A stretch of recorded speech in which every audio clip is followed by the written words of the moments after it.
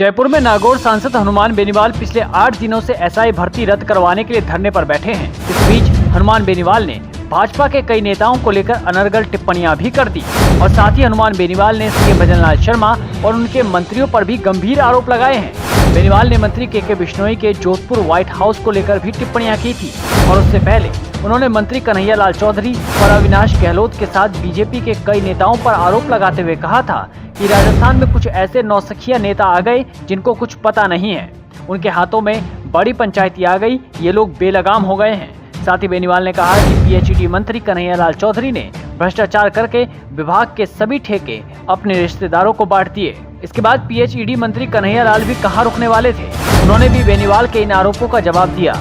कन्हैयालाल ने हनुमान बेनीवाल को लेकर कहा कि इसका मानसिक संतुलन बिगड़ गया है, जिसके चलते नेताओं के लिए इस तरह की बातें कर रहे हैं। साथ ही कहा कि वे सस्ती लोकप्रियता हासिल करने के लिए मीडिया में अनर्गल बयानबाजी कर रहे हैं। कन्हैयालाल चौधरी ने बेनीवाल पर गुंडागर्दी और ब्लैकमेलिंग करने के आरोप भी लगाए। कन्हैयालाल चौधरी और बेनीवाल की जुबानी जंग ने राजस्थान की राजनीति में तूफान खड़ा कर दिया है। सुनिए पीएचईडी मंत्री कन्हैयालाल चौधरी ने बेनीवाल को लेकर और क्या कुछ कहा।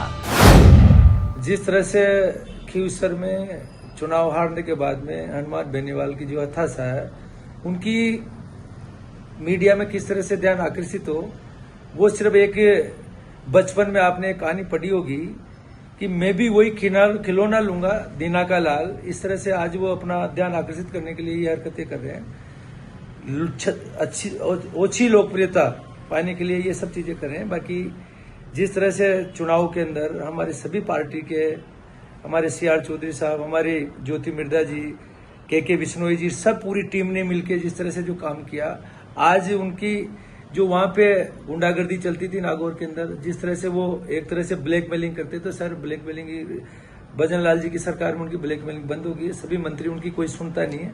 ये सब हताशा, कभी न किसी के लिए क्या बोलते रहे, कभी किसी के लिए बोलते रहते। ओछी लोकप्रियता पाने की है, अपना ध्यान आकर्षित कैसे करें, बाकी इससे ज्यादा कुछ नहीं। मैं इन चीज को सीरियस में नहीं लेता हूं। अगर वो कोई ऐसी चीजें हैं जिसके लिए किसी को इल्जाम लगाते हैं, कभी के बिश्नोई जी, कभी हमारे एसओसी मुख्यमंत्री के लिए ओछी भाषा का इस्तेमाल करते हैं, कभी किसके लिए क्या इस्तेमाल करते हैं, तो ये एक तरह से ओछी लोकप्रियता पाने के आजकल उनकी तरफ कोई मीडिया का ध्यान नहीं जाता। ऐसी बातें करके अपना ध्यान आकर्षित करना चाहते हैं। ये बिल्कुल निकृष्ट आदमी है। तो यही कहना चाहूँ कि जिस तरह से आज उनकी मानसिक स्थिति है, किसी मनोरोग विशेषज्ञ को दिखाए और मनन मंथन करे जिससे उनकी तबीयत ठीक हो जाए, इससे ज्यादा कुछ भी नहीं है। कन्हैयालाल चौधरी के इस बयान के बाद हनुमान बेनीवाल और कन्हैयालाल चौधरी के बीच गहमागहमी और भी बढ़ गई। बयान के बाद बेनीवाल ने कन्हैयालाल चौधरी को धमकी भी दे दी है कि कन्हैयालाल चौधरी की फाइल भी बेनीवाल ने इकट्ठी कर रखी है और जल्द ही उनके ऊपर भी गाज गिरने वाली है। सुनिए बेनीवाल ने और क्या कुछ कहा। मंत्री का भी बयान आया अभी, आप पर आरोप लगा रहे हैं। मैंने नहीं देखा, यही बोला है कि वो हार गए और हार का सदमा लगा, इसलिए इस तरीके से। अब उनके बारे में इसलिए नहीं कहूँगा, वो कुछ है ही नहीं है, उनका कोई पॉलिटिकल वक्तव्य नहीं, उनके बारे में बयान मेरा कोई प्रवक्ता उनके लिए बता देगा आपको सारी बात, है ना। वो तो खुद जल्दी जहाँ जाना वहाँ जाएंगे, उनके भी सारे कागज इकट्ठे हो गए हमारे पास। अब देखना होगा कि दोनों के बीच बढ़ रही इस गहमागहमी का राजस्थान की राजनीति पर क्या असर होता है।